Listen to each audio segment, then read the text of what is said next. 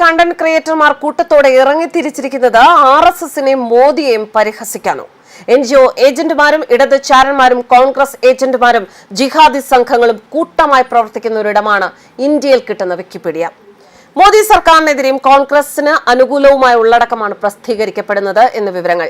RSSനെ കുറിച്ചുള്ള പേജ് നോക്കിയാൽ പേജിൽ കോൺഗ്രസ് എന്താണോ RSSനെ കുറിച്ച് പ്രചരിപ്പിക്കാൻ ആഗ്രഹിക്കുന്നത് ആ കാര്യങ്ങൾ എഴുതി പിടിപ്പിച്ചിട്ടുണ്ട്. ഈ അർത്ഥത്തിൽ വിക്കിപീഡിയ ഇവിടെ വേണോ എന്ന ചർച്ചകൾ സജീവമാവുകയാണ്. RSSനെ ഹിന്ദു മേധാവിത്വത്തിന്റെ അടിസ്ഥാനത്തിൽ സ്ഥാപിതമായത് എന്നാണ് വിശേഷിപ്പിച്ചിരിക്കുന്നത്. ന്യൂനപക്ഷങ്ങളോടുള്ള അസഹിഷ്ണുത, പ്രത്യേകിച്ച് മുസ്ലിം വിരുദ്ധ പ്രവർത്തനങ്ങൾ എന്നിവ ആരോപിക്കപ്പെട്ടിട്ടുണ്ട്. വിക്കിപീഡിയ പേജിൽ ഒരിടത്ത് പറയുന്നു, കൊളോണിയൽ കാലഘട്ടത്തിൽ RSS ബ്രിട്ടീഷ് രാജുമായി സഹകരിച്ചു. ഇന്ത്യൻ സ്വാതന്ത്ര്യ സമരത്തിൽ ഒരു പങ്കും വഹിച്ചില്ല. മറ്റൊരിടത്ത് RSSന് എതിരായ അധിക്ഷേപം വിക്കിപീഡിയ തുടരുന്നു. 21ാം നൂറ്റാണ്ടിൽ അംഗത്വം കൊണ്ട് ലോകത്തിലെ ഏറ്റവും വലിയ തീവ്ര വലതുപക്ഷ സംഘടനയായി ഇതിനെ വിശേഷിപ്പിച്ചിട്ടുണ്ട്. RSSനെ ഒരു തീവ്രവാദ സംഘടനയായി വിമർശിച്ചിട്ടുണ്ട്. കൂടാതെ അത് വിദ്വേഷം പ്രചരിപ്പിക്കുകയും ആക്രമത്തെ പ്രോത്സാഹിപ്പിക്കുകയും ചെയ്യുന്നു എന്ന അഭിപ്രായമുണ്ട്.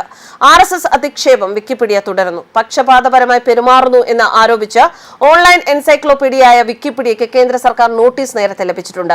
നിലവിൽ രാജ്യത്തെ പ്രമുഖ വാർത്താ ഏജൻസിയും വിക്കിപീഡിയയും തമ്മിലുള്ള നിയമ പോരാട്ടം ശക്തമായ പശ്ചാത്തലത്തിലാണ് കേന്ദ്ര സർക്കാർ ഈ നടപടിയെടുത്തത്. തെറ്റായതും പക്ഷപാതപരവുമായ വിവരങ്ങളാണ് വിക്കിപീഡിയയുടെ വെബ് പേജിലൂടെ പങ്കിടുന്നത് എന്ന് ചൂണ്ടിക്കാട്ടി നിരവധി പരാതികളാണ് ലഭിച്ചിട്ടുള്ളത്.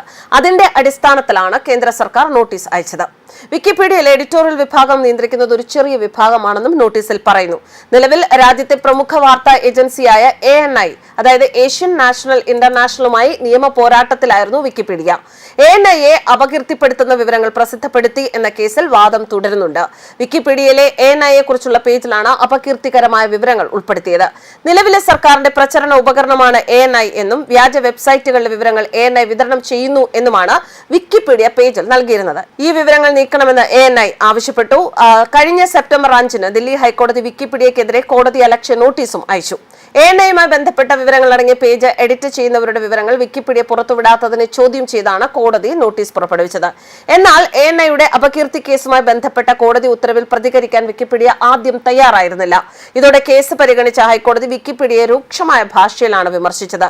ഇന്ത്യ ഇഷ്ടമല്ല എങ്കിൽ ഇവിടെ ജോലി ചെയ്യേണ്ടതില്ല എന്നും കോടതി ഉത്തരവുകൾ പാലിക്കാൻ തയ്യാറല്ല എങ്കിൽ വെബ്സൈറ്റ് അടച്ചുപൂട്ടാൻ സർക്കാരിന് നിർദ്ദേശം നൽകുമെന്നും കോടതി പറഞ്ഞിരുന്നു. കഴിഞ്ഞ ഒക്ടോബറിൽ വിക്കിപീഡിയക്കെതിരെ സ്പേസ് എക്സ് സ്ഥാപകൻ എലോൺ മസ്കും രംഗത്തെത്തിയിരുന്നു. വിക്കിപീഡിയ നിയന്ത്രിക്കുന്നത് തീവ്ര ഇടതുപക്ഷമാണ് എന്നും അതിനാൽ വിക്കിപീഡിയയ്ക്ക് സംഭാവന നൽകുന്നത് നിർത്തണമെന്നുമായിരുന്നു മസ്ക് ആവശ്യപ്പെട്ടത്.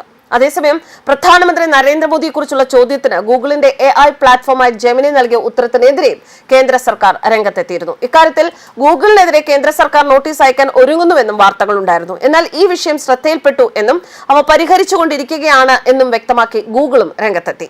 News desk കർമാനസ്.